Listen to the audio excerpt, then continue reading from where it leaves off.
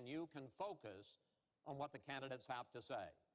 No noise except right now, as we welcome the Democratic nominee for president, Secretary Clinton, and the Republican nominee for president, Mr. Trump.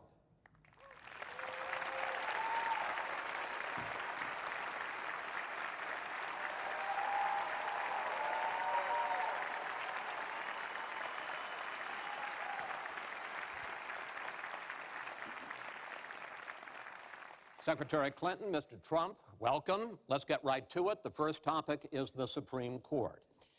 You both talked briefly about the court in the last debate, but I want to drill down on this because the next president will almost certainly have at least one appointment and likely or possibly 2 or 3 appointments, which means that you will, in effect, determine the balance of the court for what could be the next quarter century. First of all, where do you want to see the court take the country? And secondly, what's your view on how the Constitution should be interpreted? I guess I got another accidental invitation to one of these liberal things. I guess this isn't liberal, is it? I'm here. I'm at the presidential debate. So I'm a little excited. I finally get a rare opportunity that most citizens don't get. Speak a little truth to power, answer these questions like we all want them to be answered the whole time when we're sitting at home screaming at our TVs. Well, I'm doing that today. Do the founders' words mean what they say, or is it a living document to be applied flexibly according to changing circumstances? In this segment, Secretary Clinton, you go first. You have 2 minutes. Thank you very much, Chris, and thanks to UNLV for hosting us. You know, I think when we talk about the Supreme Court, it really raises the central issue in this election, namely, what kind of country are we going to be?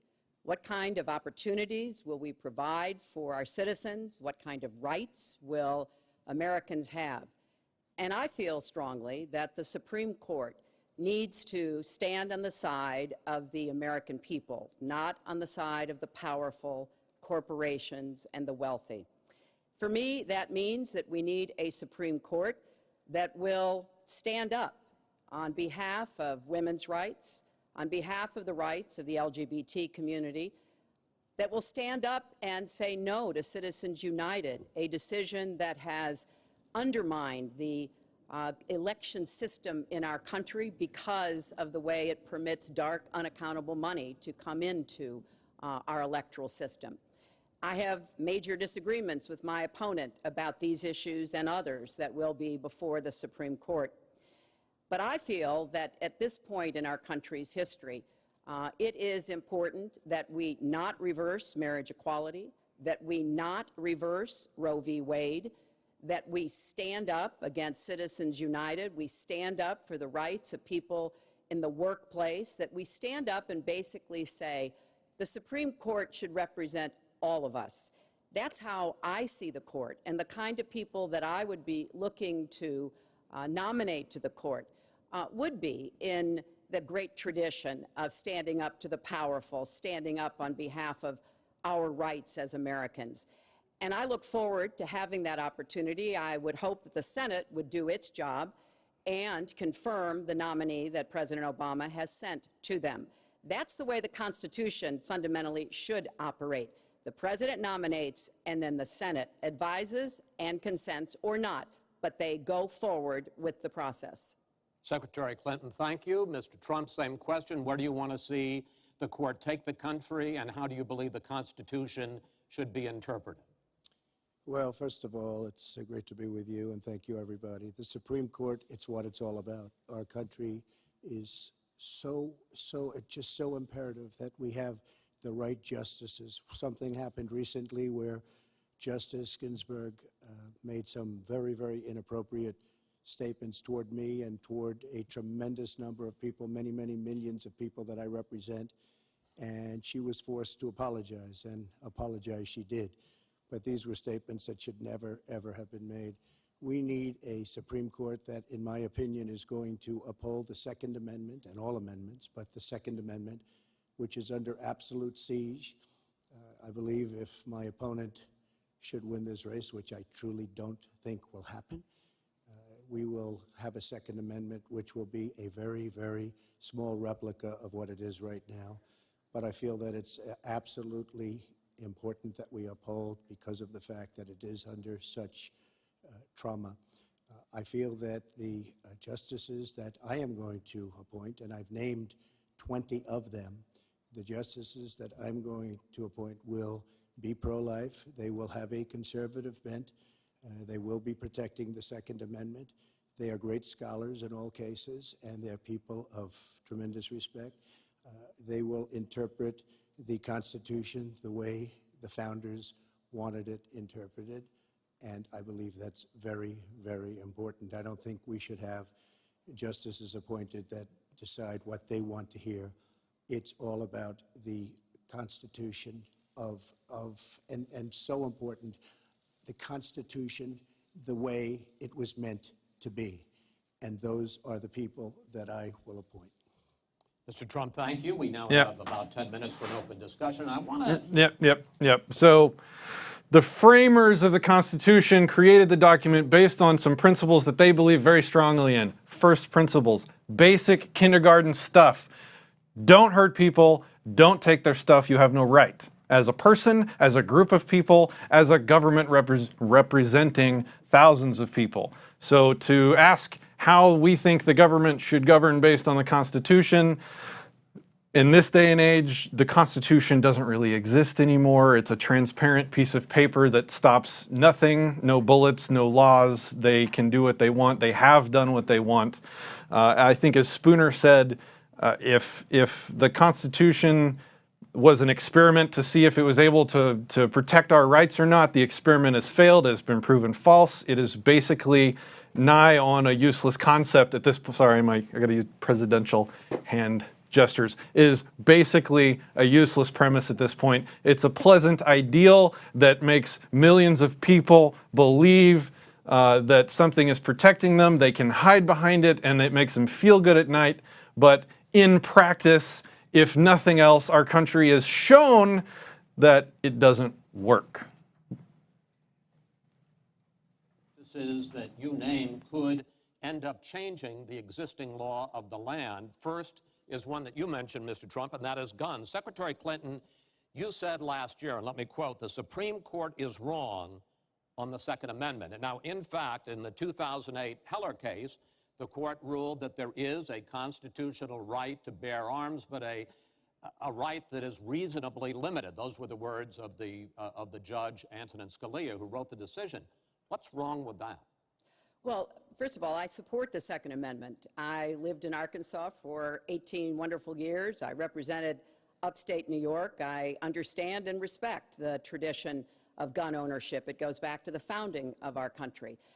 But I also believe that there can be and must be reasonable regulation. Because I support the Second Amendment doesn't mean that I want people who shouldn't have guns to be able to threaten you, kill you or members of your family. And so when I think about what we need to do, we have 33,000 people a year who die from guns. I think we need comprehensive background checks, need to close the online loophole, close the gun show loophole. Okay. So she's going to talk about supporting the Second Amendment while at the same time telling you how she plans to subvert, destroy, and limit it. Again, our beliefs, just like the framers, should not be based on the document called the Constitution or the amendment called the Second Amendment. These are just papers and ink on paper. The principles that drove the creation of these ideas is what we should be supporting. She clearly does not. The principle is the right to self-defense. The fact that we all own ourself. We all have and possess a property right in our bodies and the things that we have ownership of. That is what the Second Amendment was created to sort of protect, is our ability to protect our property, starting with this meat bag that we own. No one, again, I'm going to probably say this a lot, no one, no group of people, no one, no government representing a group of people has the right to stop you from being able to defend yourself and your property in any way. Was very very strongly, and she was extremely angry about it. I watched. I mean, she was very, very angry when upheld. And Justice Scalia was so involved, and it was a well-crafted decision. But Hillary was extremely upset, extremely angry, and people that believe in the Second Amendment and believe in it very strongly were very upset with what she had to say. Well, let me bring in Secretary Clinton. Were you extremely upset? Well, I was upset because, unfortunately, dozens of toddlers injure themselves, even kill people with guns, because, unfortunately, not everyone who has loaded guns in their homes takes appropriate precautions. But there's no doubt that I respect the Second Amendment, that I also believe there's an individual right to bear arms. That is not in conflict with sensible, common sense regulation. And, you know, look, I understand that Donald's been strongly supported by the NRA. The gun lobby's on his side. They're running millions of dollars of ads against me. And I regret that, because what I would like to see is for people to come together and say, of course we're going to protect and defend the Second Amendment, but we're going to do it in a way that tries to save some of these 33,000 lives that we lose every year. Let me bring Mr. Trump back into that, because, in fact, you oppose any limits on assault weapons, any limits on high-capacity magazines. You support a national right to carry law. Why, sir? Well, let me just tell you, before we go any further, in Chicago, which has the toughest gun laws in the United States, probably you could say by far, they have more gun violence than any other city. So we have the toughest laws, and you have tremendous gun violence. I am a very strong supporter of the Second Amendment, and I don't know if Hillary was saying it in a sarcastic manner, but I'm very proud to have the endorsement of the NRA, and it's the earliest endorsement they've ever given to anybody who ran for president. So I'm very honored by all of that. We are going to appoint justices. This is the best way to help the Second Amendment. We are going to appoint justices that will feel very strongly about the Second Amendment, that will not do damage to the Second Amendment. Well, let's pick up on another issue which divides you and the justices that whoever ends up. So I just want to call out for a moment here how terrifying the Supreme Court should be to every single person in this geographical area. You have a small group of people that have the final say on the rights that you supposedly get passed. So you vote, you elect people, the people write laws, the laws are then passed by those people that you elect, and then the Supreme Court can basically say, oh, nope, sorry. It's basically like a constitutional democratic republic up to that point, and then it just becomes a dictator by a small elite group of people that are elected through much drama. But yeah, so again, this is a dance. We're dancing back and forth, taking shots at each other. None of this matters. None of these people have a right to tell you you can't defend yourself. Done. Justices that you will name to overturn Roe v. Wade, which includes, in fact, states a woman's right to abortion. Well, if that would happen, because I am pro-life and I will be appointing pro-life judges, I would think that that will go back to the individual states. But I'm asking you specifically, would you If like they to... overturned it, it'll go back to the states. But what I'm asking you, sir, is do you want to see the court overturn? You just said you want to see the court protect the Second Amendment. Do you want to see the court overturn Roe v. Wade? Well, if we put another 2 or perhaps 3 justices on, that's really what's going to be, will happen. And that'll happen automatically, in my opinion, because I am putting pro-life justices on the court. I will say this, it will go back to the states, and the states will then make a determination. Secretary Clinton. Well, I strongly support Roe v. Wade, which guarantees a constitutional right to a woman to make the most intimate, most difficult in many cases, decisions about her health care that one can imagine. And in this case, it's not only about Roe v. Wade. It is about what's happening right now in America. So many states are putting very stringent regulations on women that block them from exercising that choice, to the extent that they are defunding Planned Parenthood, which of course provides all kinds of cancer screenings and other benefits for women in our country. Donald has said he's in favor of defunding Planned Parenthood. He even supported shutting the government down to defund Planned Parenthood. I will defend Planned Parenthood. I will defend Roe v. Wade, and I will defend women's rights to make their own health care decisions. Secretary And we have come too far to have that turned back now. And indeed, he said women should be punished, that there should be some form of punishment for women who obtain abortions, and I could just not be more opposed to that kind of thinking. I'm going to give you a chance to respond, but I want to ask you, Secretary Clinton, I want to explore how far you believe the right to abortion goes. You have been quoted as saying that the fetus has no constitutional rights. You also voted against a ban on late-term partial birth abortions. Why? Because Roe v. Wade very clearly sets out that there can be regulations on abortion so long as the life and the health. So we have just kind of ran headfirst into the wall of the abortion topic. We're not going to hash it out in the next hour and a half that this thing lasts. It's pointless to even try. We're just going to throw bumper sticker slogans about whether or not we're murdering babies at each other.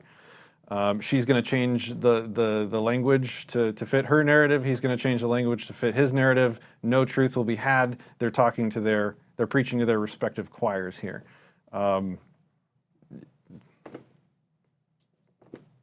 guess everybody already knew this, though. So. All right. It doesn't shock me. It's just sad. It's sad that we're even having the debate. So you can regulate if you are doing so with the life and the health of the mother taken into account. Mr. Trump, your reaction, and particularly on this issue of late-term partial birth Well, abortion. I think it's terrible. If you go with what Hillary is saying, in the 9th month, you can take the baby and rip the baby out of the womb of the mother just prior to the birth of the baby. Now, you can say that that's okay, and Hillary can say that that's okay, but it's not okay with me. Because based on what she's saying, Well, based on it's where not a baby, she's it's a going and fetus. where she's been, you can take the baby and rip the baby out of the womb in the 9th month on the final day. And that's not acceptable. Well, that is not what happens in these cases, and using that kind of scare rhetoric is just terribly unfortunate. You should meet with some of the women that I've met with, women I've known. And accurate. Scary and accurate. This is one of the worst possible choices that any woman and her family has to make. And I do not believe the government should be making it. You know, I've had the great honor of traveling across the world. You don't have to make the choice. It's not. You don't have to make the choice. You made the choice when you got pregnant 99.999% of the time. You already made that choice. And I can tell you the government has no business in the decisions that women make with their families in accordance with their faith, with medical advice, and I will stand up for that right. All right. But just briefly, I want to move on to another honestly, segment. nobody has business doing what I just said, doing that as late as 1 or 2 or 3 or 4. No one has any business. We finally got a little slice of truth there. No one, no government has any business. That's all I wanted to say to that. Can we move on? There are a lot of issues that separate the two of you. Mr. Trump, you want to build a wall. Secretary Clinton, you have offered no specific plan for how you want to secure our southern border. Mr. Trump, you are calling for major deportations. Secretary Clinton, you say that within your first 100 days as president, you're going to offer a package that includes a pathway to citizenship. The question really is, why are you right and your opponent wrong? Mr. Trump, you go first in this segment. You have 2 minutes. Well, first of all, she wants to give amnesty, which is a disaster and very unfair to all of the people that are waiting in line for many, many years. We need strong borders. In the audience tonight, we have 4 mothers of, I mean, these are unbelievable people that I've gotten to know over a period of years whose children have been killed, brutally killed by people that came into the country illegally. You have thousands of mothers and fathers and relatives all over the country. They're coming in illegally. Drugs are pouring in through the border. We have no country if we have no border. Hillary wants to give amnesty. She wants to have open borders. The border secure, as you know, the Border Patrol agents, 16,500 plus ICE last week endorsed me. First time they've ever endorsed a candidate. It means their job is tougher, but they know what's going on. They know it better than anybody. They want strong borders. They feel we have to have strong borders. I was up in New Hampshire the other day. The biggest complaint they have, it's with all of the problems going on in the world, many of the problems caused by Hillary Clinton and by Barack Obama, all of the problems, their single biggest problem is heroin that pours across our southern borders, just pouring and destroying their youth. It's poisoning the blood of their youth and plenty of other people. We have to have strong borders. We have to keep the drugs out of our country. Right now, we're getting the drugs, they're getting the cash. We need strong borders. We need we cannot give amnesty. Now, I want to build the wall. We need the wall. The Border Patrol, ICE, they all want the wall. We stop the drugs. We shore up the border. One of my first acts will be to get all of the drug lords, all of the bad ones. We have some bad, bad people in this country that have to go out. We're going to get them out. We're going to secure the border. And once the border is secured, at a later date, we'll make a determination as to the rest. But we have some bad hombres here, and we're going to get them out. Mr. Trump, thank you. Same question to you, Secretary Clinton. Basically, why are you right and Mr. Trump is wrong? Well, as he was talking, I was thinking about a young girl I met here in Las Vegas, Carla, who was very worried that her parents might be deported because she was born in this country, but they were not. They work hard. They do everything they can to give her a good life.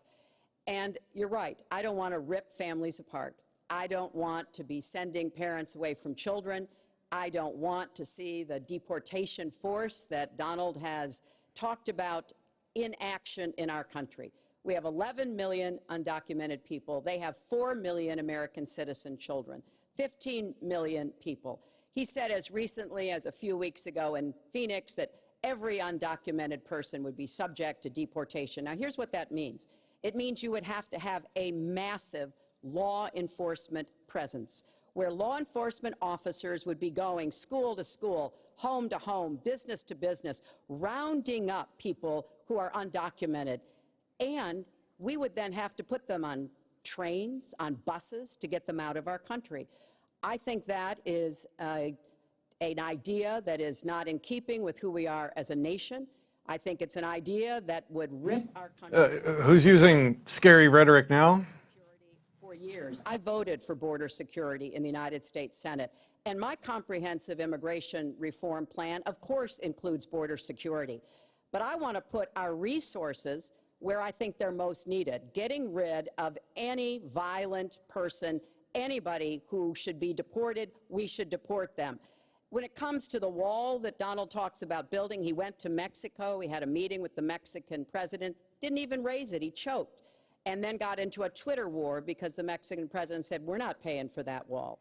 So I think we are both a nation of immigrants and we are a nation of laws, and that we can act accordingly. And that's why I'm introducing comprehensive immigration reform within the first 100 days with a path to citizenship. Thank you, Secretary Clinton. I want to follow up. I think it's, I should. No, hold on, Trump. Shh. Okay. So, real quick, immigration.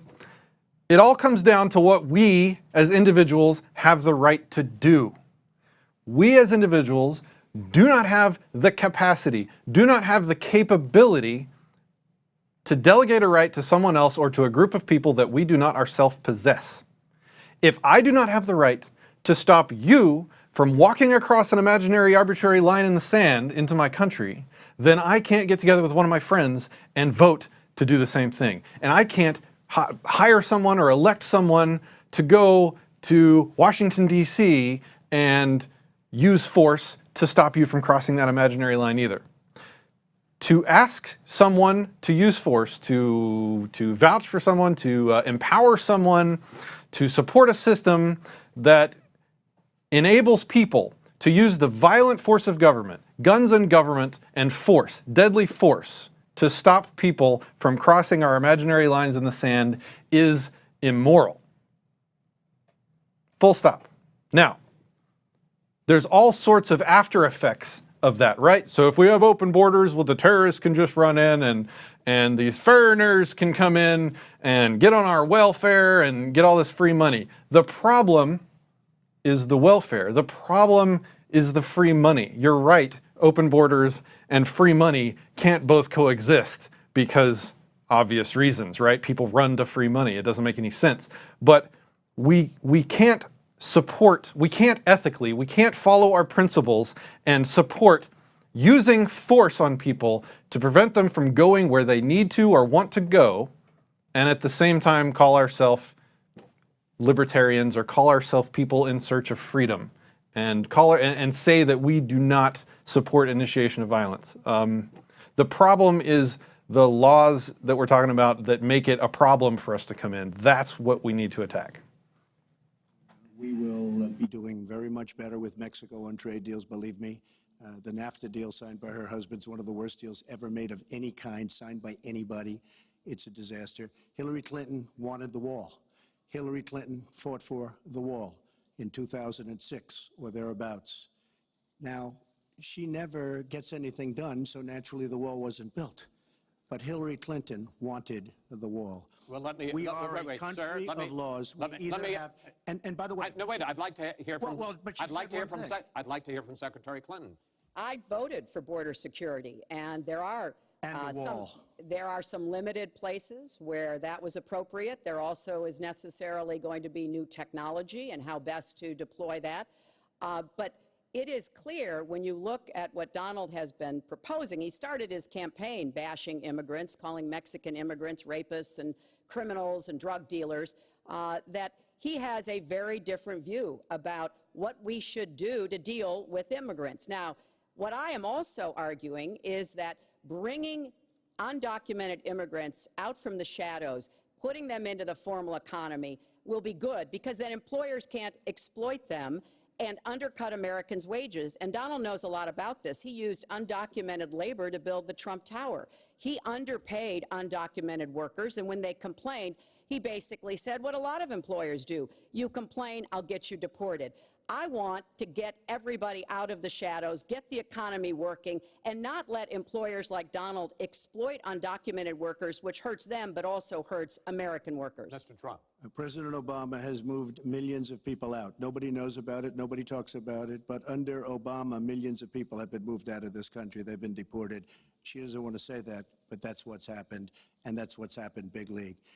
As far as moving these people out and moving, we either have a country or we don't. We're a country of laws. We either have a border or we don't. Now, you can come back in and you can become a citizen, but it's very unfair. We have millions of people that did it the right way. They're online, they're waiting. We're going to speed up the process, big league, because it's very inefficient. But they're online and they're waiting to become citizens. Very unfair that somebody runs across the border, becomes a citizen. Under her plan, you have open borders. You would have a disaster on trade, and you will have a disaster with your open borders. But what she doesn't say is that President Obama has deported millions and millions of people just the way Secretary it is. Clinton, I want to...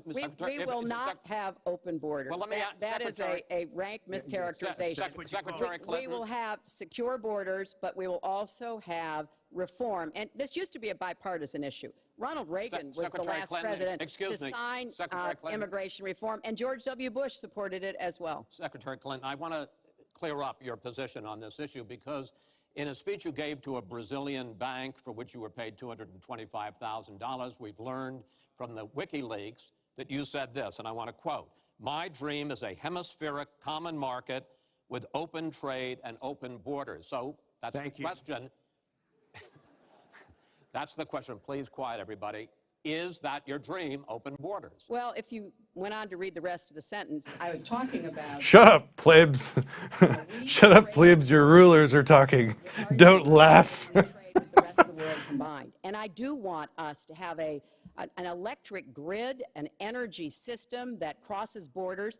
I think that will be a great benefit to us. But you are very clearly quoting from WikiLeaks, and what's really important about WikiLeaks is that the Russian government has engaged in espionage against Americans. They have hacked American websites, American accounts of private people, of institutions. Then they have given that information to WikiLeaks for the purpose of putting it on the internet. This has come from the highest levels of the Russian government, clearly from Putin himself, in an effort, as 17 of our intelligence agencies have confirmed, to influence our election. So I actually think the most important question of this evening, Chris, is Finally, will Donald Trump admit and condemn that the Russians are doing this? See, the problem is not the evil that was exposed. The problem is the people that dared expose it. Rejects Russian espionage against Americans, which he actually encouraged in the past. Those are the questions we need answered. We've never had anything like this happen in any of our elections before. That was a great pivot off the fact that she wants open borders. How did we get on? Exactly. Hold on. No. Hold on, folks. Touche. Because this is going to end up It's getting getting out of dirty. control. It's Let's getting bloody. try to keep it quiet so for the candidates and for the American people. Go So ahead. just to finish on the borders. Yes. She wants open borders. People are going to pour into our country. People are going to come in from Syria. She wants 550% more people than Barack Obama. And he has thousands and thousands of people. They have no idea where they come from. And you see, we are going to stop Man, radical that's scary. Islamic terrorism in this country. She won't even mention the words, and neither will President Obama. So scared right now. So I just want to tell you, she wants open borders. Now we can talk about Putin. I don't know Putin. He said nice things about me. If we got along well, that would be good. If Russia and the United States got along well and went after ISIS, that would be good. He has no respect for her. He has no respect for our president. And I'll tell you what, we're in very serious trouble. Because So elect me because Russia has an opinion. Base your vote on who Russia respects. Okay, just making sure that was the argument. Okay. 1,800 nuclear warheads, and she's playing chicken. Look, Putin, from everything I see, President has Camacho, I love that. respect Great chat. for this person. Well, that's because he'd rather have a puppet as president of No the United puppet, States. no puppet. And Ooh, it's pretty shots clear- fired. It's pretty clear you won't admit No, you're that the the puppet. Russians have engaged in cyber attacks against the United States of America, that you encouraged espionage against our people, that you are willing to spout the Putin line, sign up for his wish list, break up NATO, do whatever he wants to do, and that you continue to get help from him because he has a very clear favorite in this race. So I think that this is such an unprecedented situation. We've never had a foreign government trying to interfere in our election. We have 17 intelligence agencies, civilian and military, who have all concluded. So that we've never had a espionage criminal attacks running for, and well, no, I cyber can't say we've never had a attacks criminal at the running. highest levels of I don't know what's happening. and they are What is the designed to argument even? influence our election.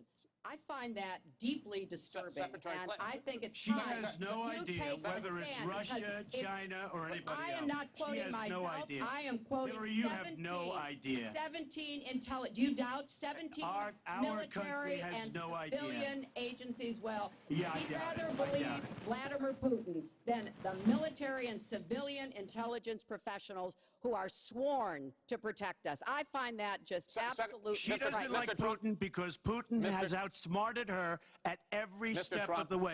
Excuse me. Putin has outsmarted her in Mr. Syria. Trump, I'm He's not a potted outsmarted her plant here. every step of the way. I do get to ask some questions. Yes, And that's I would fine. like to ask you this direct question. The top national security officials of this country do believe that Russia has been behind these hacks. Even if you don't know for sure whether they are, do you condemn any interference by Russia in the American election? By Russia or anybody else. You condemn their interference? Of course I condemn. Of course I can. I don't know Putin. I have no not asking idea. you. I'm asking I you never to met condemn. Why does he keep This is not mentioning my that he best doesn't know friend, Putin? but if the I bet he United knows States got Putin. along with Russia, wouldn't be so bad. saying. Let me tell you, Putin has outsmarted her and Obama at every single step of the way. Whether it's Syria, no, you name it, missiles. Take a look at the startup that they signed. The Russians have said, according to many, many reports, I can't believe they allowed us to do this. They create warheads and we can't. The Russians can't believe it. She has been outsmarted by Putin, and all you have to do is look at the Middle East. They've taken over. We've spent $6 trillion. They've taken over the Middle East.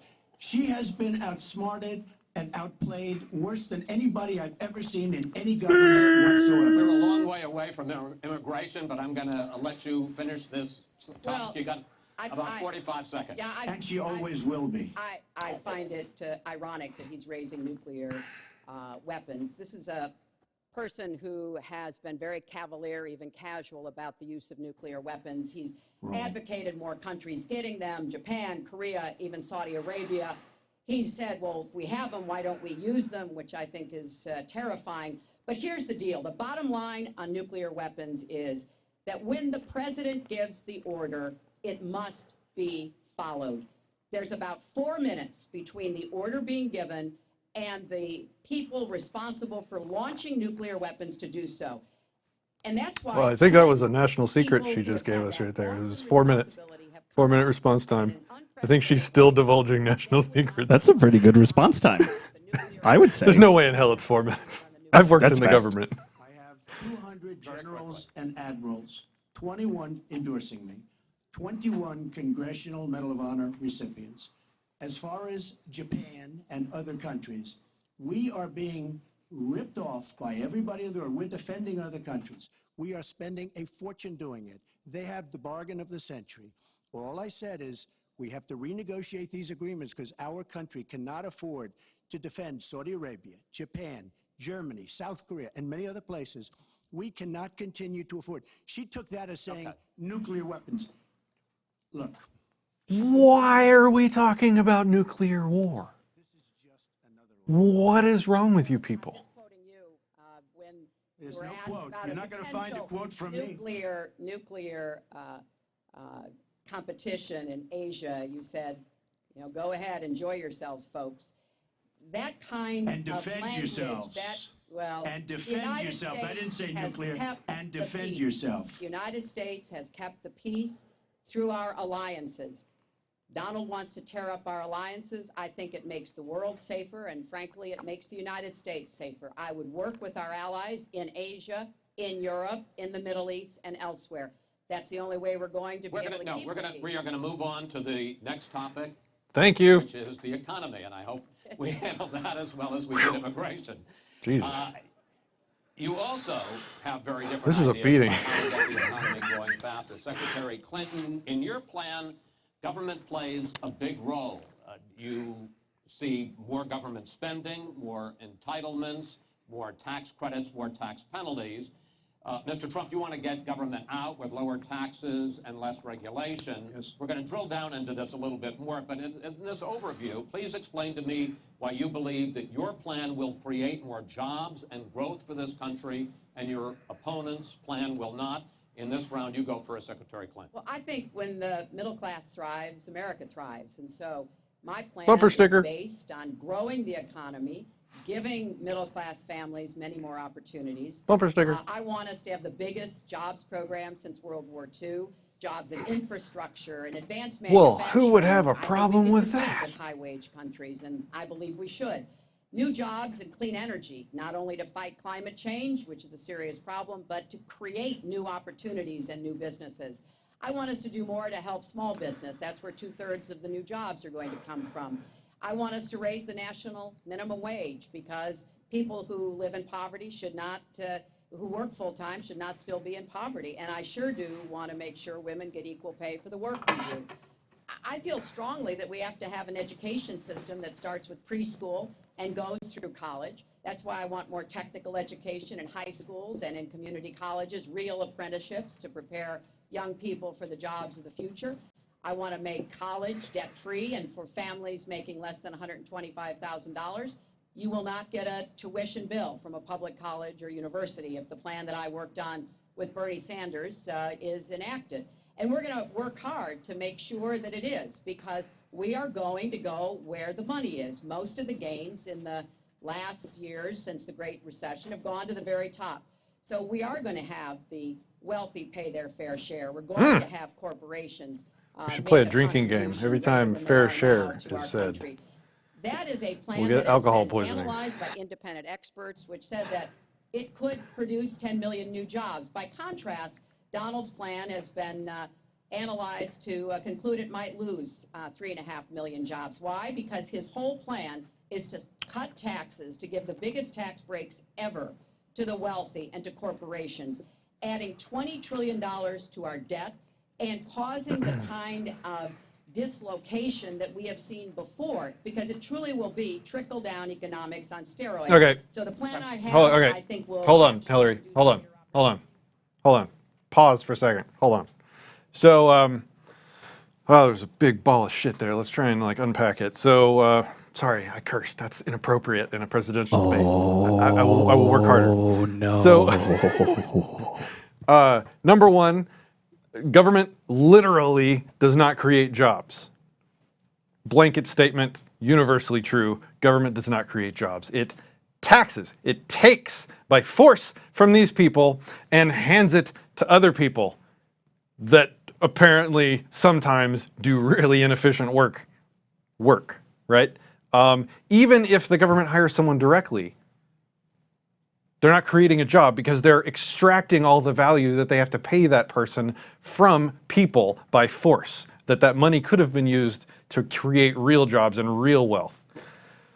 There was so much in there. What else? I got something for you. So, Holy crap, what is that? That's the voice of the producer, Were baby. you invited here too? I invited you. I am the man behind the mystery of Hogwarts invites. Anyway, so have you ever worked in marketing?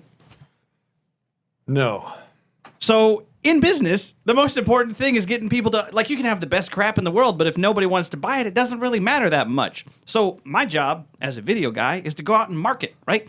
Here's the thing. I can't predict what one friggin' person is going to do a day from now, much less say this plan, if I'm elected in January, which I will enact sometime in the next year, will then have these effects 8 years from now. I can't predict how many people are going to buy my product tomorrow, much less a year from now. Yep.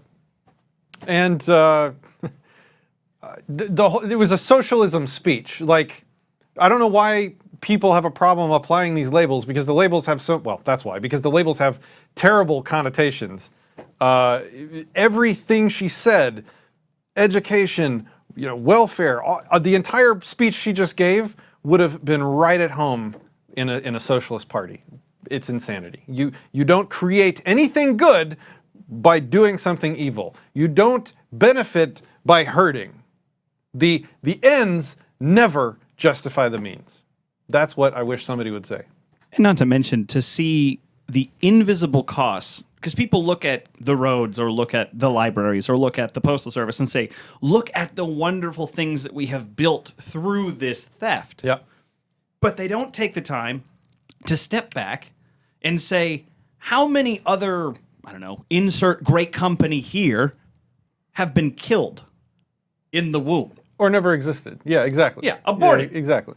Effectively. Oh, abortion. He said abortion. No, so what does a library cost? I have no idea. Let's say $2 million? I will totally look that up while you rant. Sure. So let's say our little town library costs $2 million.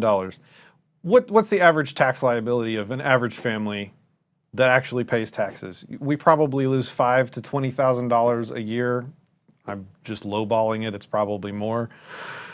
Divide 2 million by that amount. How many families were robbed from to create that little library? So how much harm did you visit on the people to create and that is the hubris of this whole thing. That is the narcissism of this whole system. You think that we need a library.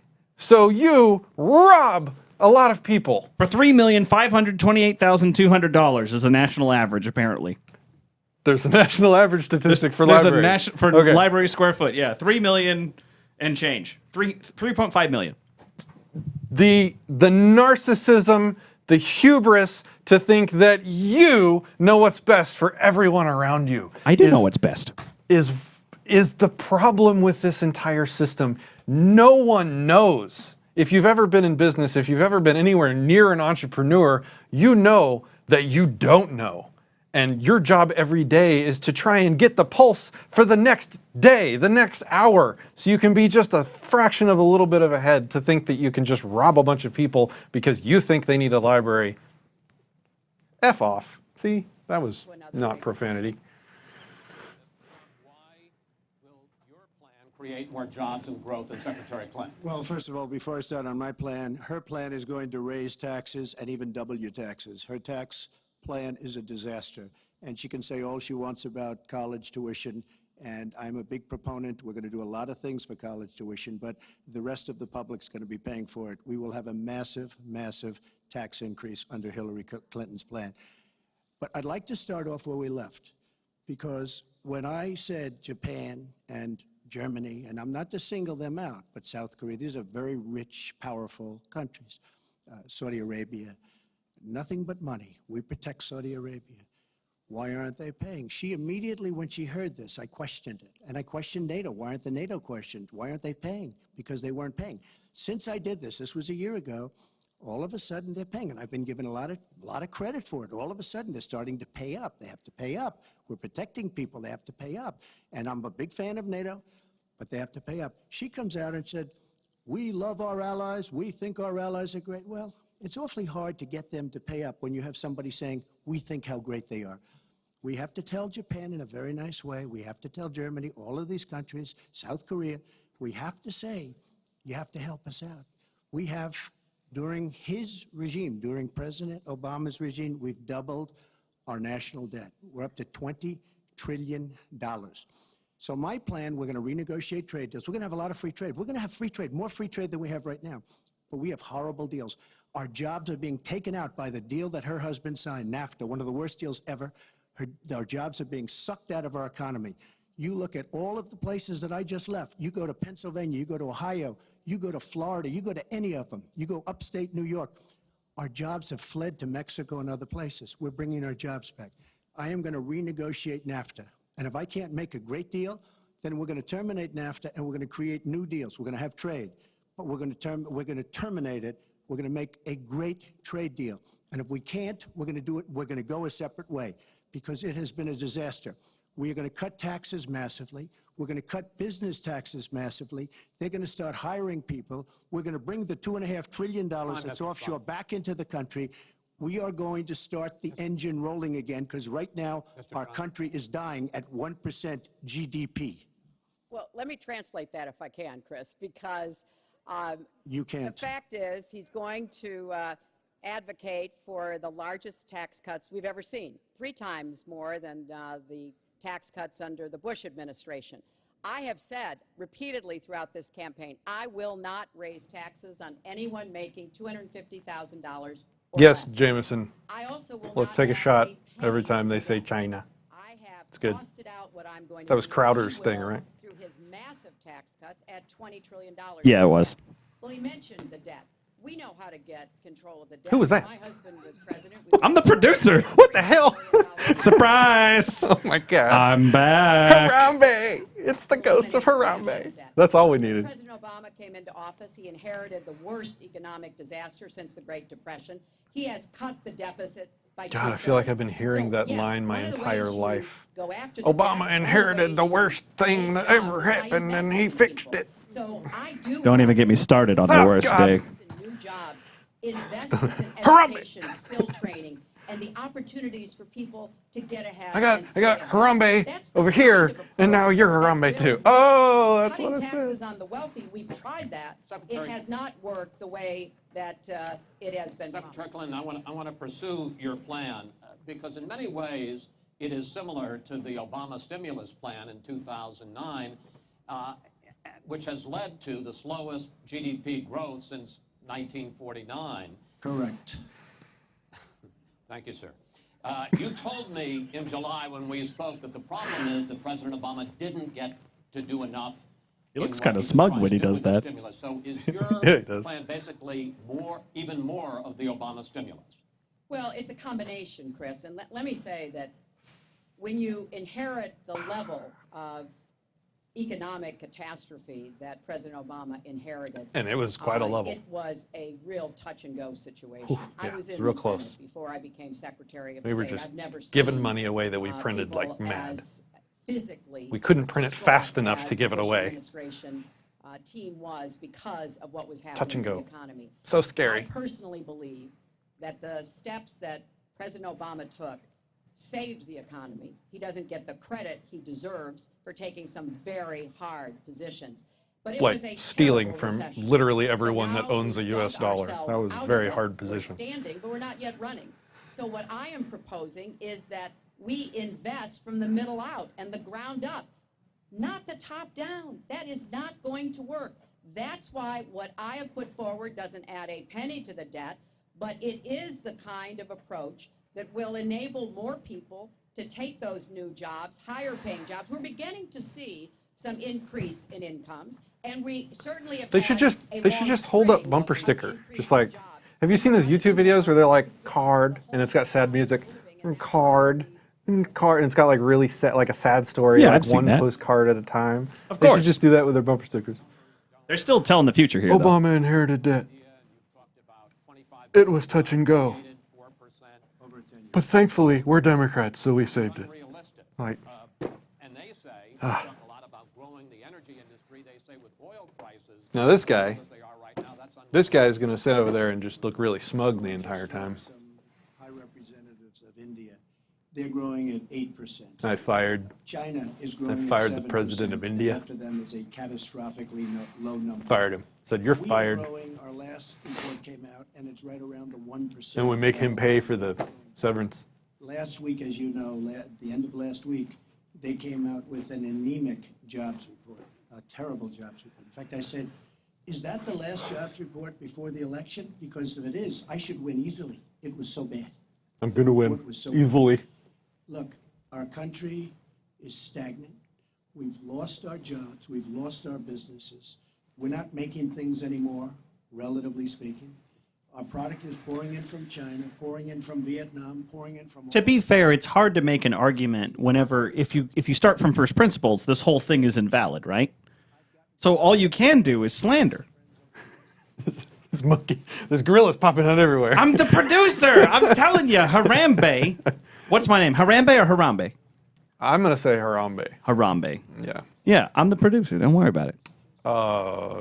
Yeah, so every single problem we're discussing now was created and has its root cause in the existence of the government that we're trying to fight over who's going to rule next. That's all I want to say. I don't care about any of this. kick in very much, but it kicked in after they left. Boy, did they suffer. That was one of the worst things that's ever been signed by our country. Now she wants to sign Trans-Pacific Partnership, and she wants it. She lied when she said she didn't call it the gold standard in one of the debates. She totally lied. She did call it the gold standard, and they actually fact-checked, and they said I was right. I was so honored. I want to give you a chance to briefly speak to that, and then I want to pivot to 1/6 And that the will be as economy, bad as now. which is Obamacare. But go ahead, Well, briefly. first, let me say, number one, when I saw the final agreement for TPP, I said I was against it. It didn't meet my tests. I've had the same tests. Does it create jobs, raise incomes, and further our national security? I'm against it now. I'll be against it after the election. I'll be against it when I'm president. There's only one of us on this stage who's actually shipped jobs to Mexico, because that's Donald. He's shipped jobs to 12 countries, including Mexico. But he mentioned China. And, you know, one of the biggest problems we have with China is the illegal dumping of steel and aluminum into our markets. I have fought against that as a senator. I've stood up against it as Secretary of State. Donald has bought Chinese steel and aluminum. In fact, the Trump hotel right here in Las Vegas was made with Chinese steel. So he goes around with crocodile tears about how terrible it is, but he has given jobs to Chinese steel workers, not American steel workers. We're already That's dead. the kind of approach that is just not going to work. We've already died of We're alcohol the country poisoning. together. We're going to have trade agreements that we I don't know how enforce. Crowder That's did why this I'm one. going to have a trade prosecutor for the first time in history, and we're going to enforce those agreements, and we're going to look for businesses to help us by buying American products. I ask a simple question. She's been doing this for 30 years. Why the hell didn't you do it over the last 15, 20 years? You know, were I very voted- much involved, excuse me, my turn. You were very much involved in every aspect of this country. And you do have experience. And so the one thing you have over me is experience, but it's bad experience, because what you've done has turned out badly. For 30 He's years, subverting you've been it. in a position to help. Subvert And it. if you say that I use steel or I use something else, I make it impossible for me to do that. I wouldn't mind. The problem is you talk, but you don't get anything done, Hillary. You don't.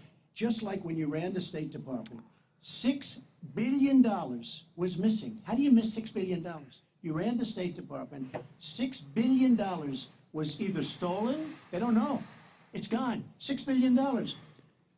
If you become president, It's a valid this criticism. country is going to be in some mess, believe me. Well, first of all, what he just said about the State Department is not only untrue, it's been debunked numerous times. But I think it's really an important issue. He raised the 30 years of experience. So let me just talk briefly about that. You know, back in the 1970s, I worked for the Children's Defense Fund, and I was taking on discrimination against African-American kids in schools. He was getting sued by the Justice Department for racial discrimination in his apartment buildings. In the 1980s, He's a racist, everyone. I was working to reform He's a racist. Arkansas. He was borrowing Haven't heard that one $14 before. million from his father to start his businesses. In the 1990s, I went to Beijing, and I said women's rights are human rights. He insulted a former Miss Universe, Alicia Machado, called her an eating machine. And on the day when I was in the Situation Room monitoring the raid that brought Osama bin Laden to justice, he was hosting the Celebrity Apprentice. So I'm happy to compare my 30 years of experience, what I've done for this country, trying to help in every way I could, especially kids and families, get ahead and stay ahead, with your 30 years. And What'd you do in the Situation Room during I think I did a Benghazi? much better job. I built a massive company, a great What were you doing company, some of the greatest assets anywhere in the world, worth many, many billions of dollars. I started with a $1 million loan. I agree with that. It's a $1 million loan, but I built a phenomenal company. And if we could run our country the way I've run my company, we would have a country that you would be so proud of. You would even be Well, proud of. you couldn't run the country like you run your company because your company isn't allowed to threaten people with force if they don't pay. Take a look at Iraq. That's why you should probably stay in the free market where you cannot be evil. Huge vacuum. And a small group came out of that huge vacuum because we should have never been in Iraq, but once we were there, we should have never got out the way they wanted to get out. She gave us ISIS as sure as you are sitting there. And what happened is now ISIS is in 32 countries. And now I listen how she's going to get rid Did of he just ISIS. accuse her of She's creating gonna get rid ISIS? of nobody. All Damn. right, we are going to get to foreign hotspots in a few moments, but the next segment is fitness to be president of the United States. Mr. Trump, at the last debate, you said your talk about grabbing women was just that, talk, and that you've never actually done it. And since then, as we all know, Oh God, we're gonna do it. have come We're forward going He sounded there. so awkward when he said it too. We're going there. or kissed them without their consent. Why would so many different women from so many different circumstances over so many different years, This is why would when they all in this the last race couple of to become your leader becomes a clown show. Here we Why go. don't make up these stories, and since this is a question for both of you, Secretary Clinton, Mr. Trump says what your husband did and that you defended was even worse. Mr. Trump, you go first. Well, first of all, those stories have been largely debunked. Those people, I don't know those people. I have a feeling how they came. I believe it was her campaign that did it. Just like if you look at what came out. Oh, are we today talking about the on rape clips, victims? The recent where rape I was accusations? wondering what happened with my rally in Chicago. That The rally and for the women's grabbing of women is okay. Without their consent was the actual words that he used. Yeah. They paid them $1,500, and they're on tape saying, be violent, cause fights, do bad things. I would say the only way, because those stories are all Well, I think totally common false. sense like dictates to me that if you were sexually assaulted 20 years ago by a billionaire, you might come out a little bit sooner than a month before he's running, before the presidential election. Isn't it? Does that strike anyone as convenient that? Anyway, this is just a clown show. What I think would be interesting would be if somebody would just point out whenever he says, it's totally unacceptable that you would support the idea of grabbing women without their consent. And then someone retorts and goes, you're taking all of our money without our consent. Hey! Oh! Burn! Oh. She got these people to step forward. If it wasn't, they get their. Oh, look, he's still defending himself from that. It was all fiction. It was lies and it was fiction. Well, Secretary Clinton. at the last debate, we heard Donald talking about what he did to women. And after that, a number of women have come forward saying that's exactly what he did to them. They waited Now, 20 what was years his response? Well, to not he cash held a in number of big rallies, on sexual where he assaults said that by a he billionaire. could not possibly have done those Definitely things to not those women manufactured. because they were not attractive enough for I did them not say to be that. I assaulted. did not say In that. fact, he went on to say, Her 2 minutes, sir, her 2 minutes. But did He- not say that. It's her 2 minutes. he went on to say, look at her. I don't think so. About another woman, he said, that wouldn't be my first choice. He attacked the woman reporter writing the story, called her disgusting. Here and he comes, has called here comes. a This is number the of women, appeal to during this vagina. campaign. It's coming. Donald thinks belittling women makes him bigger. He goes after their dignity, their self-worth, and I don't think there is a woman anywhere who doesn't know what that feels like.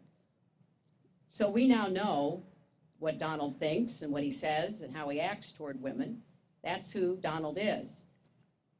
I think it's really up to all of us to demonstrate who we are and who our country is. And to stand up and be very clear about what we expect from our next president, how we want to bring our country together, where we don't want to have the kind of pitting of people one against the other, where instead we celebrate our diversity, we lift people up, and we make our country even greater.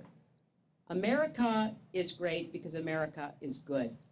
And it really is up to all of us to make that true now and in the future, and particularly for our children and our grandchildren. Didn't you joke about bombing Nobody has Julian more respect Assange? for women than I do. Or was that a joke? Nobody has more respect. Please, everybody. And frankly, those who have It's had sad regards that of America it, feels like and they have to I care. really want to just talk about something slightly different. She mentions this, which is all fiction, all fictionalized, probably or possibly. This is the started Jerry by her Springer and her segment. Very sleazy campaign. The I DNA will test tell you, comes later.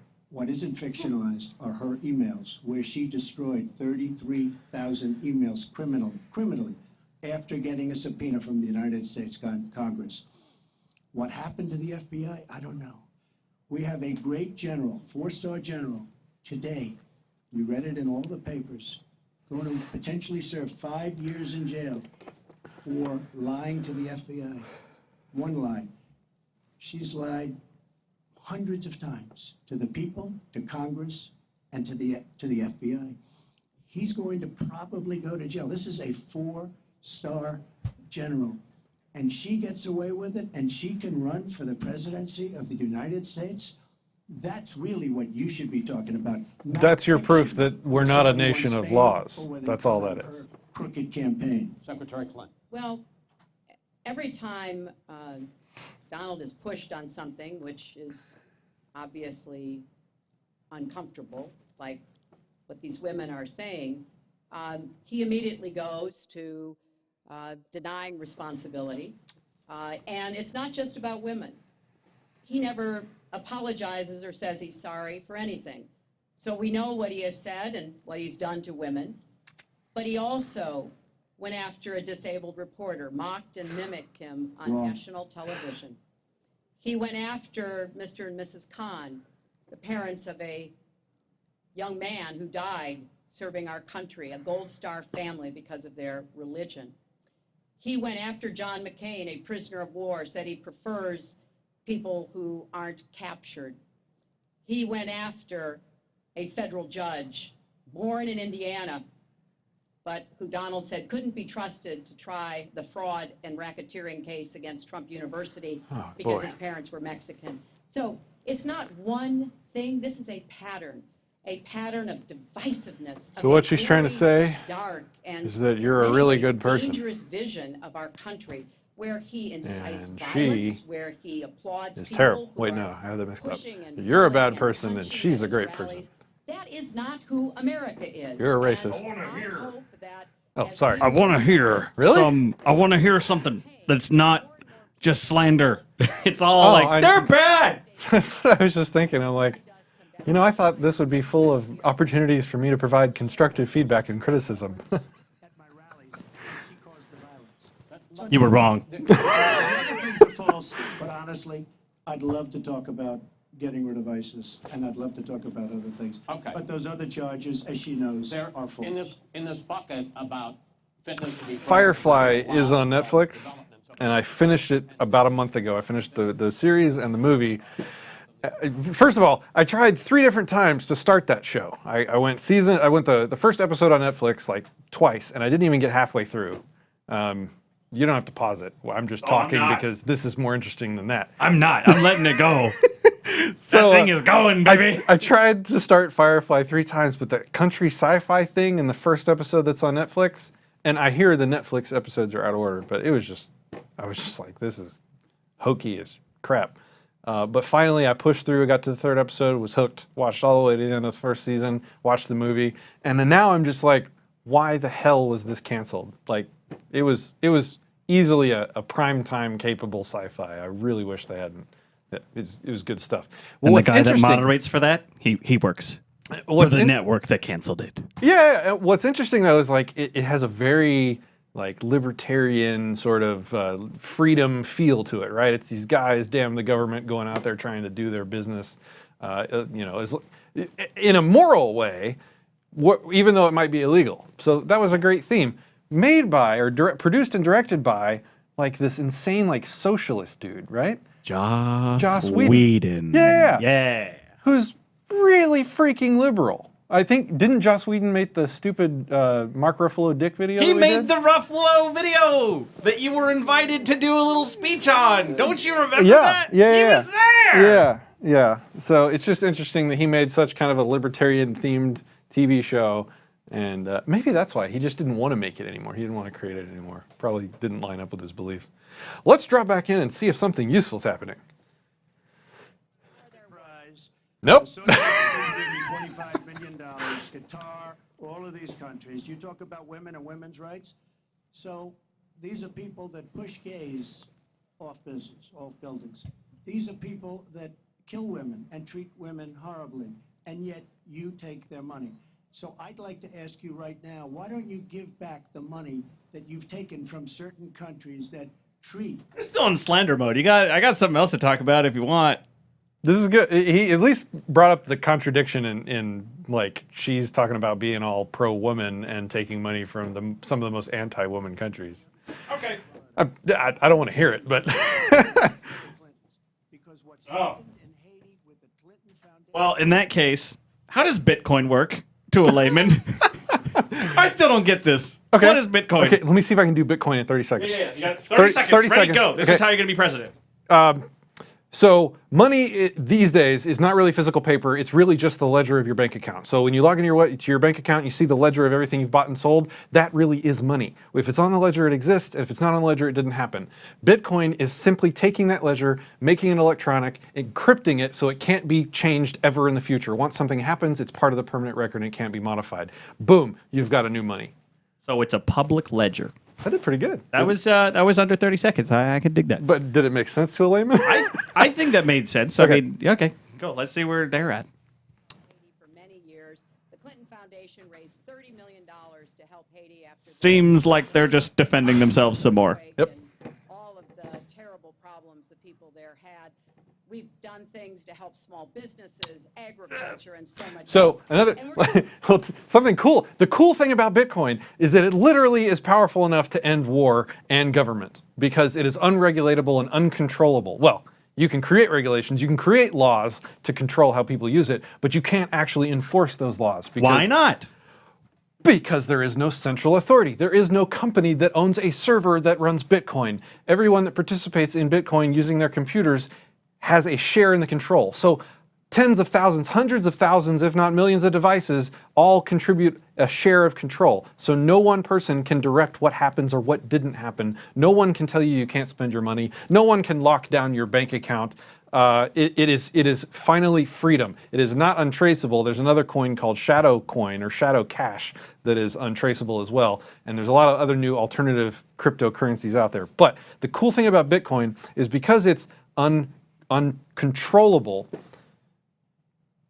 That sounds shady. Uncontrollable. You mean uncontrollable by authorities, not by you, right? Like you control what you spend your money on, obviously. But when I say it has the power to end war, it's because if everyone switched away from fiat currency that the government can control and fiat banks that the government does control and regulate, Yeah. you can choose whether or not you're taxed.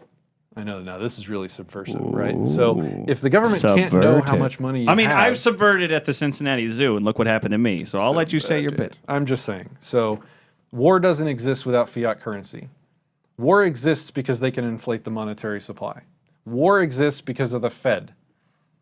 If they had to send a bill to every person in the country every time they wanted to go to war, it would never happen. No one would ever pay it. Hey, producer Harambe, Yeah. here's a bill for $80,000. It's your share of the next war for oil over in the Middle East. I'll pass. Thanks. Thanks. I'll pass. Oh, you want to build Thanks. a zoo? I'll pass. Thanks. You want to build a library? No! No, I'm good. I don't. Yeah, thanks. I got the internet. Thanks. So we can't say that now, number one, because they can just tax us by force. But number two, even if they don't raise taxes, that's another thing. They don't raise taxes to pay for wars anymore. They just print more money. And when they print more money, it's basically a tax on everyone because everyone's dollars are worth less. But they still get to pay for their wars. Wouldn't that really hit the people who have less money more than the people who have a lot of money if it's just a loss of value of the dollars that you already have? So somebody with $1 million, if it deflates, or inflates, I should say, by like 1%, well, they pretty much still have $1 million. But if you only have $1, you have a lot less like spending power, don't you? Well, I guess you could say it would be more painful.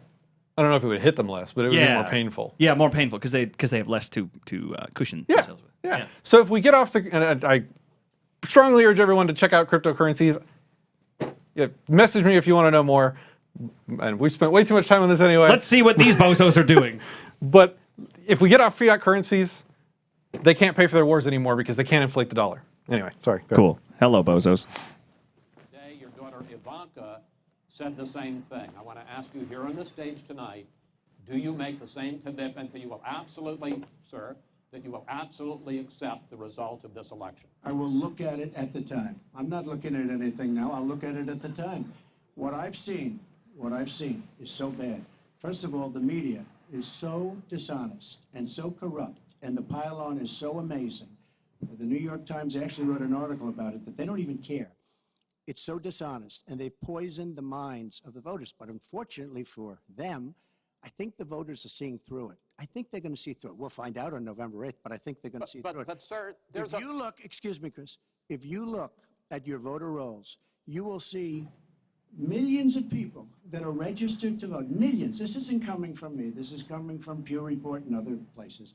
Millions of people that are registered to vote that shouldn't be registered to vote. So let me just give you one other thing. So I talk about the corrupt media. I talk about the millions of people. Tell you one other thing. She shouldn't be allowed to run. She's guilty of a very, very serious crime. She should not be allowed to run.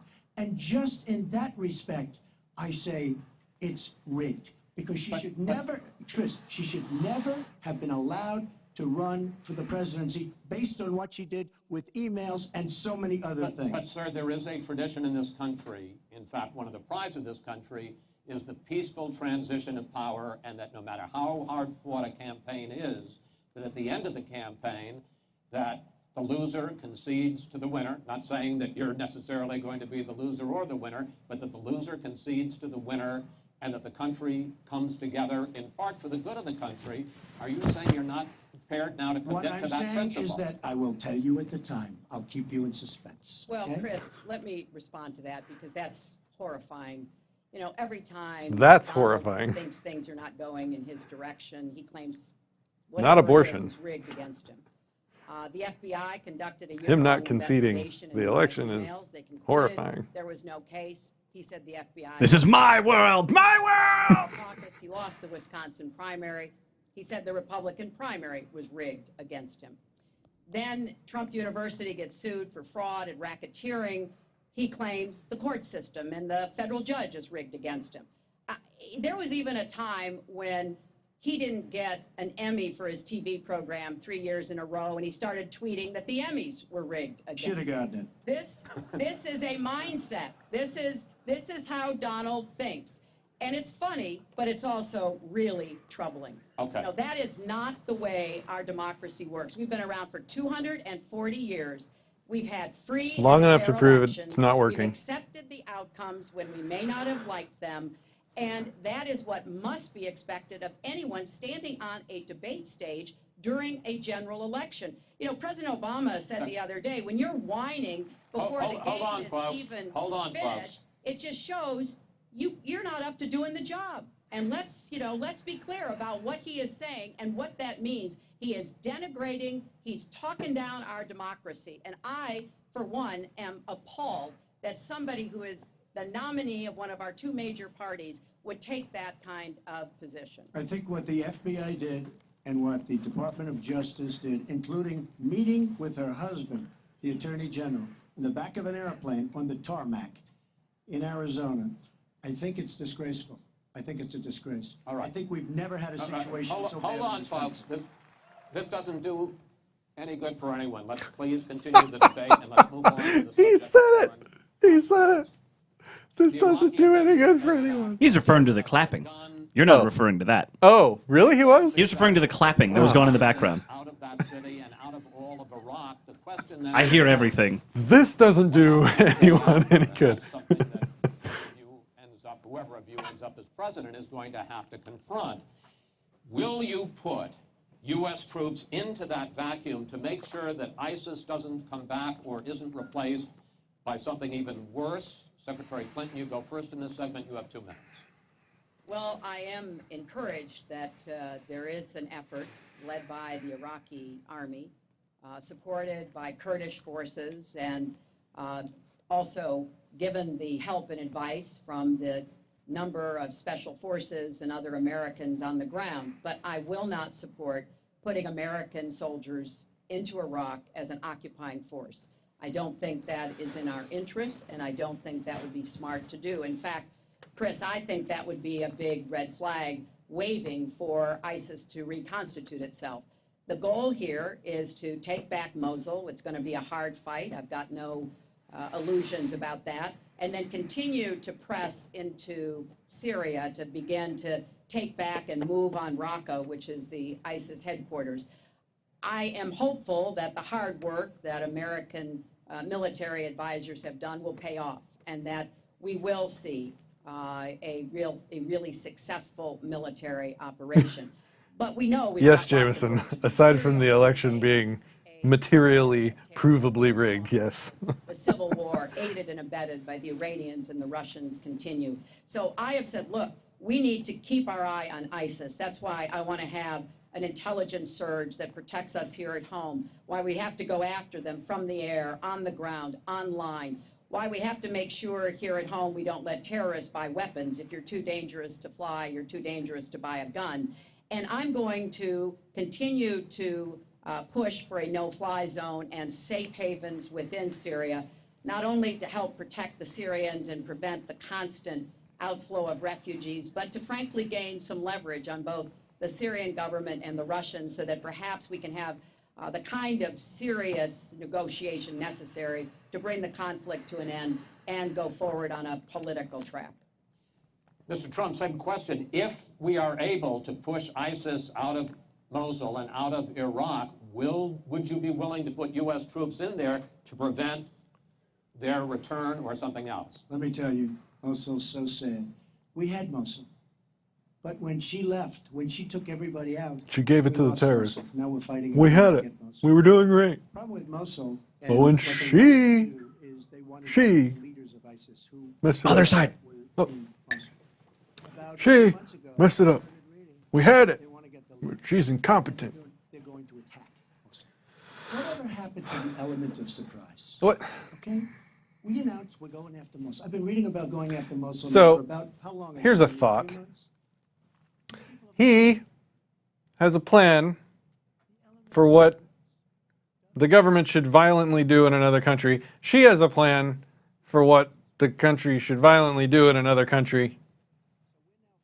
And you get to pay for it regardless of who wins and whose plan goes into effect. I think one of the most twisted and immoral things you can do to a person is make them contribute and pay for something that goes against their ethics. It's like the most twisted thing you can do.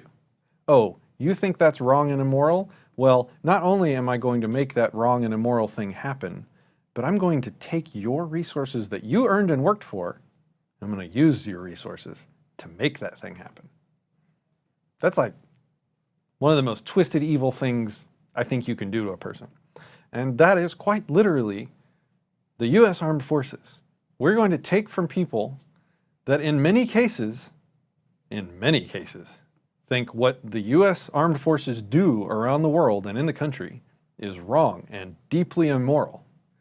And we're going to take those resources from those people by force and use those resources to literally do the thing that the people would absolutely abhor doing.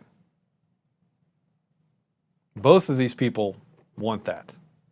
That's my observation. You're not there. You might be involved in that decision, but you were there when you took everybody out of Mosul and out of Iraq.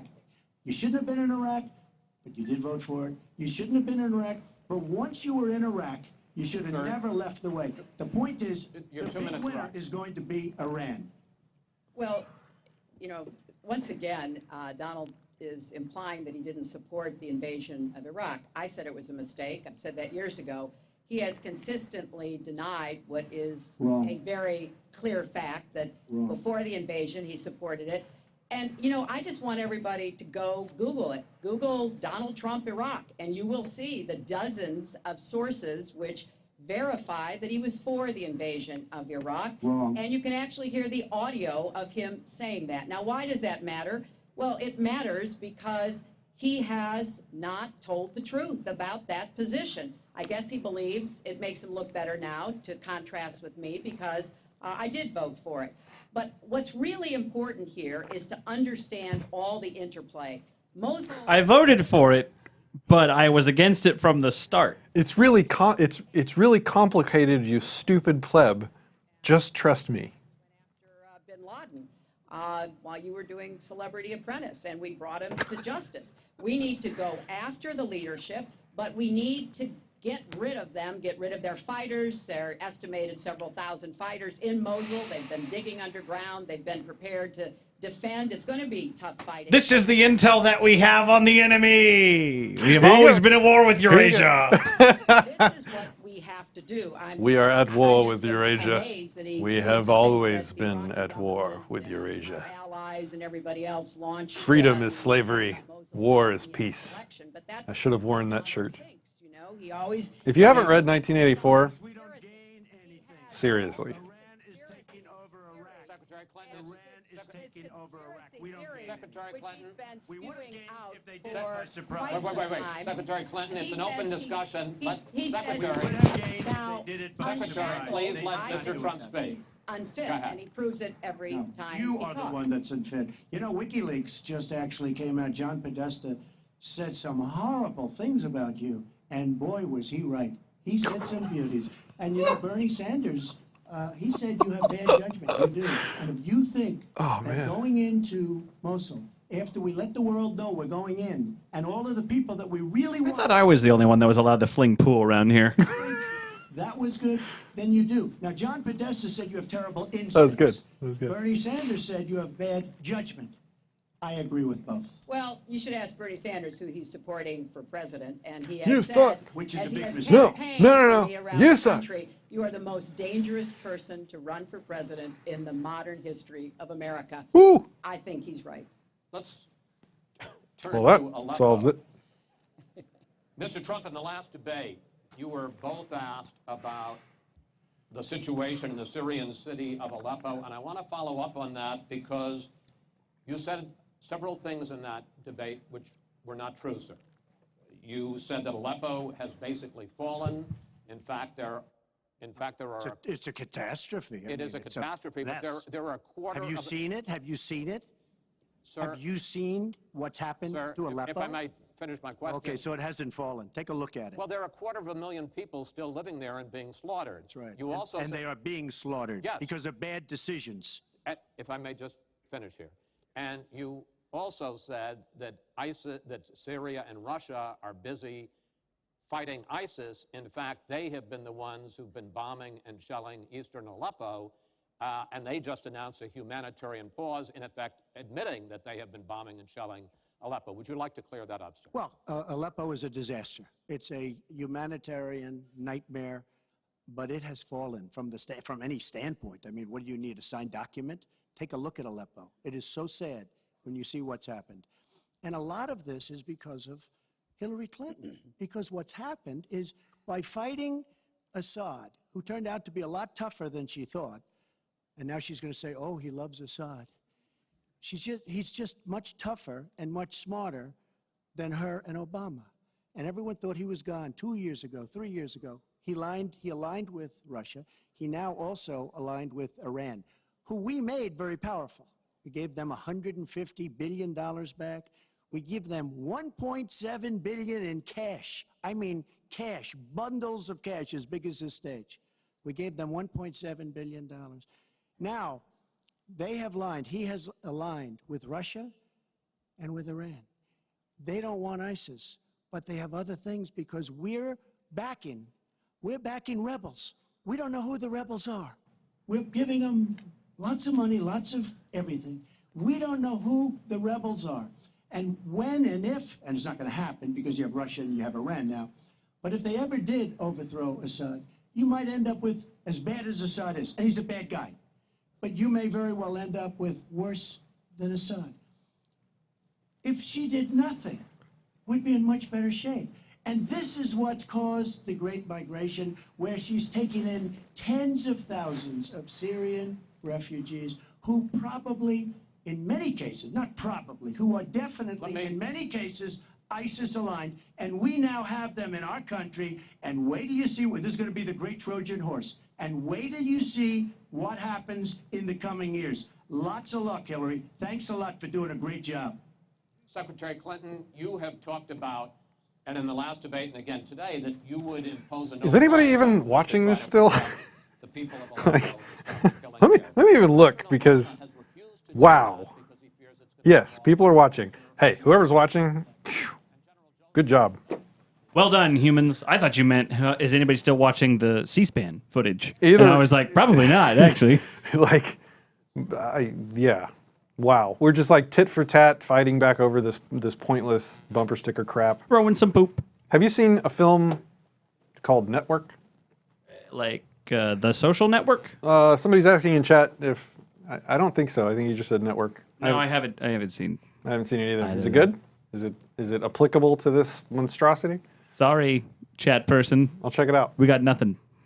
This would not be done just on the first day. This would take a lot of negotiation. It would also take making it clear to the Russians and the Syrians that our purpose here was to provide safe zones on the ground. We've had Just one thing, since I can't really speak to the military side of things, but it will take a lot of negotiation with other political leaders to be able to come to an agreement. But whenever it comes to you, the citizen, there will be no negotiation, only a decision made by your masters. Well. You get to vote. You, sir, get to vote to elect your leaders who then go and make these unilateral decisions that you have no control over. And if they make promises to get you to vote for them to get them elected, they don't have to be held to those promises. They can completely 180 and do whatever the hell they want. I don't buy it. Because, democracy works. And so we are going to do very careful, thorough vetting. That does not solve our internal challenges with ISIS and our need to stop radicalization, to work with American Muslim communities who are on the front lines to identify and prevent attacks. In fact, the killer of the dozens of people at the nightclub in Orlando, the Pulse nightclub, was born in Queens, the same place Donald was born. So let's be clear about what the threat is and how we are best going to be able to meet it. And yes, some of that threat emanates from over in Syria and Iraq, and we've got to keep fighting, and I will defeat ISIS. And some of it is we have to up our game and be much smarter here Folks, at home. I want to get into our final segment. But I just have to, it's Real so quick. ridiculous she will defeat ISIS. We should have never let ISIS happen in the first place. And right now they're in 32 countries. Okay. You should have never. Wait 1 second. They had a ceasefire 3 weeks ago. A ceasefire, United States, Russia, Syria. And during the ceasefire, Russia took over vast swatches of land. And then they said, we don't want the ceasefire anymore. We are so outplayed on missiles, on ceasefires. They are outplayed. Now, she wasn't there. I assume she had nothing to do with it.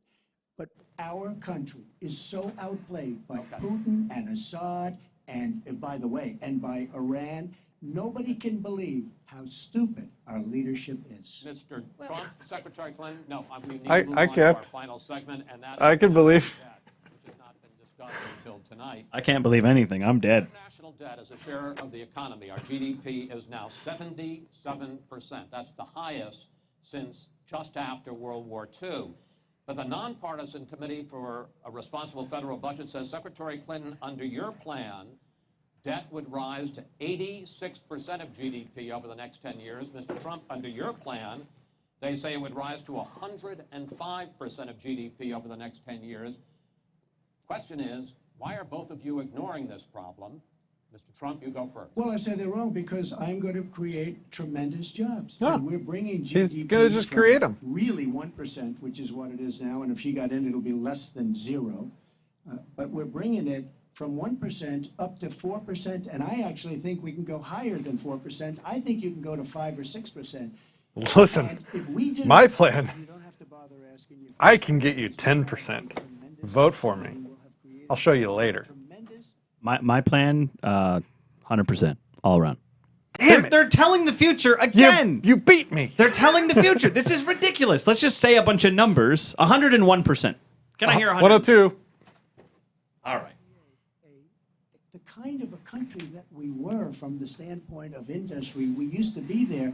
We've given it up. We've become very, very sloppy. We've had people that are political hacks making the biggest deals in the world, bigger than companies. You take these big companies, these trade deals are far bigger than these companies. And yet we don't use our great leaders, many of whom back me and many of whom back Hillary, I must say. But we don't use those people. Those are the people, these are the greatest negotiators in the world. We have the greatest business people in the world.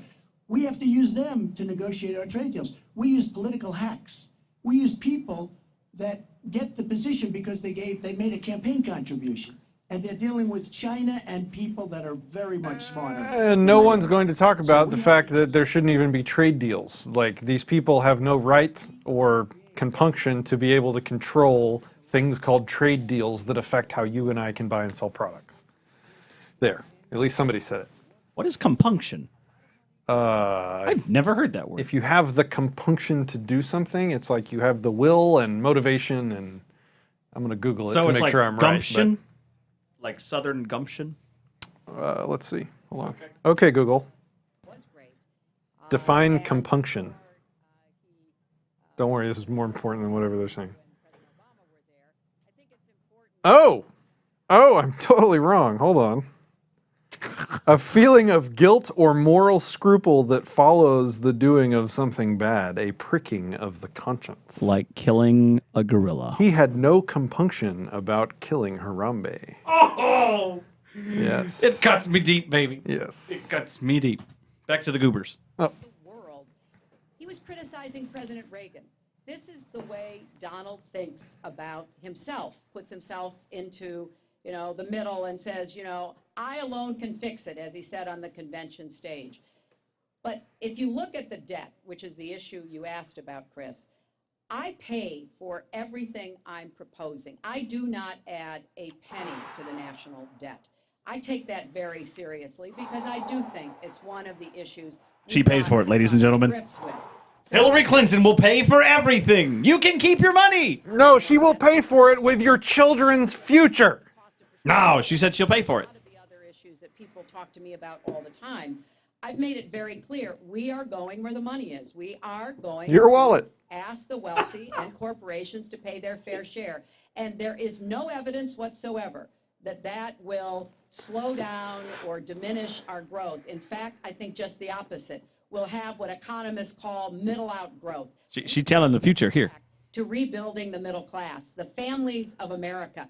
That's where growth will come from. That's why I want to invest in you. I want to invest in your family. And I think that's the smartest way to grow Need $100,000. the economy fairer. And we just have a big disagreement about this. Finally, It may be because of she's our- like making a point without taking a shot at Donald that I can respond to. So I think it's, this you know, paying it's a for difference thing. that affects how we see the world and what we want to do with she can do nothing without your money, or by printing more, which basically robs you of your money's value. To say that she's got everything paid for, number one is one of the, like, I saw everything from like this zoomed out perspective recently because I was talking with somebody and I was arguing back and forth with somebody who thinks that voting is the way we make a difference. And if we don't like how the government's run and if we don't like how this country operates, that we just have to vote really hard and become an activist and, you march in the streets and, protest and talk to people and all this stuff to get them to vote to change the government. And it was like I had the zoom out moment where I saw everything from like a 260-year history of the country perspective. And I've also been thinking a lot lately about like how much wisdom and knowledge and experience is lost when people pass on. And the futility of working within this system, I think, is one of the biggest bits of experience and wisdom that gets lost when people pass on. Because if people 100 years ago who fought hard to work within the system to fix the system saw that their efforts were entirely futile, and then their children's efforts were entirely futile, and each generation, again, learns that, oh, there's a system in place, we change things, we just need to try. And because we haven't been around, we were born 20 years ago, we think that it's possible because everybody tells us it's possible. But you got to look back over 200 years and see the trajectory that it's on and realize that every generation of people from the conception till now have rallied against larger government. And we have the largest government we've ever had. So we have to learn from the futility of the people that are no longer with us and learn the lesson before we spend our entire life trying to use the system to fix the system, which is like joining the mafia to end the mafia. We have to try and get ahead of ourselves for once and realize that, like, yeah, we haven't personally experienced the futility of trying to convince people to vote and voting for people that will make a difference. We haven't personally tried that yet in our lives, so we can't say it won't work for us. But if we just back up, we can look and see that it hasn't. Trying not to curse, it hasn't worked for the people before us. For hundreds of years, it hasn't worked. Just got to learn the lesson without having to do it ourselves. That's what like IQ is for. That's what having a brain is for, is to not have to run every experiment that's ever been run personally before we believe scientific theories. We just look at the evidence that other people have tried. Well, people have tried, and they tried their whole life and did nothing. Anyway. During my life, whenever I was still bumping about the zoo, they always said, you're free to move about to another enclosure. But I always argued that because I was enclosed and I couldn't just go about and be where the people are. I mean, I was literally, I want to be where the people are. Like that was me. I didn't want to have to put up with the regiment that the people made me do. And I think that you people are in a lot of a similar kind of cage. You just maybe don't see the bars that are around you that I saw. Exactly. And I mean, we can maybe talk about this later, but one of the most common arguments I get is if you don't like how it works, go to another country, leave. It's like, no, I have a right to exist here. I have the right to exist in this spot. I don't need to go to another cage. You need to leave me alone. Yeah. What are they saying? What are they talking about? Let's go back. Paused them. Oh, you did? Sweet. Yes, of course. Nice. We didn't miss anything.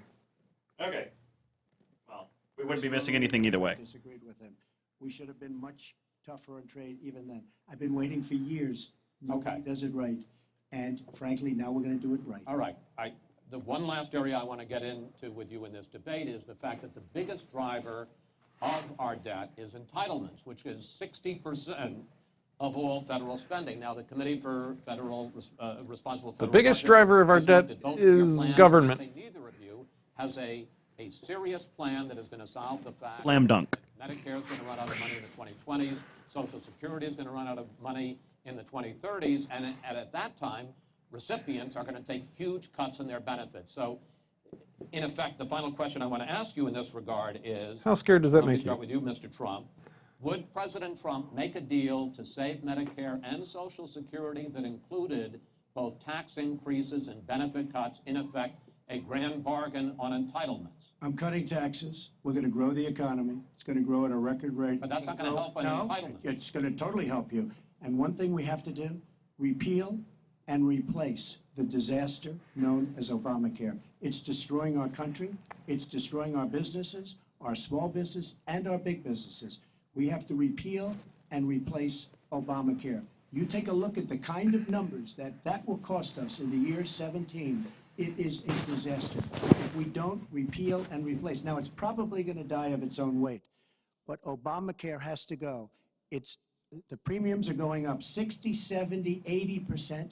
Next year, they're going to go up over 100%. And I'm really glad that the premiums have started. At least the people see what's happening, because she wants to keep Obamacare and she wants to make it even worse. And it can't get any worse. Bad health care at the most expensive price. We have to repeal and replace Obamacare. And Secretary Clinton, same question. Obama made a historic move. He got Obamacare passed. He's a hero. Hashtag America. Will you consider a grand bargain, a deal that includes both tax increases and benefit cuts to try to save both programs? Well, Chris, I am on record as saying that we need to put more money into the Social Security Trust Fund. That's part of We need to take more of your money. To raise taxes on the wealthy. Subtitles. My Social Security payroll contribution will go up, as will Donald's, assuming he can't figure out how to get out of it.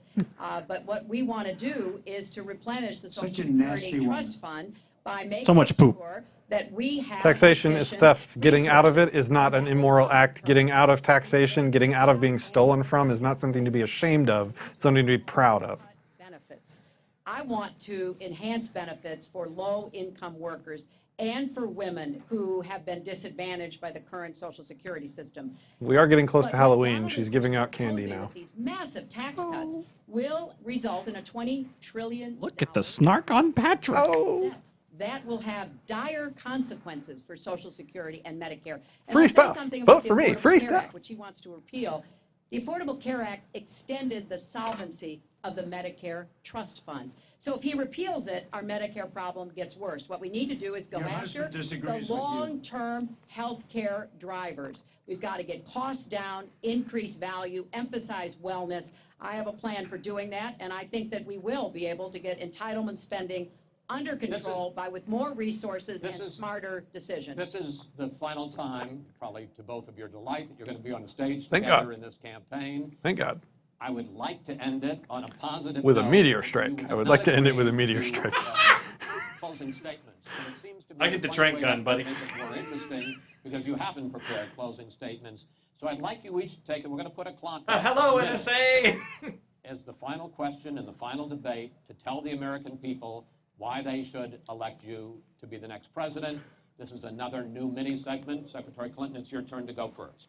Well, I would like to say to everyone watching tonight That has a vagina. that I'm reaching out to all Americans, Democrats, With Republicans, vaginas. and independents, because we need everybody to help make our country what it should be, to grow the economy, to make it fairer, to make it work for everyone.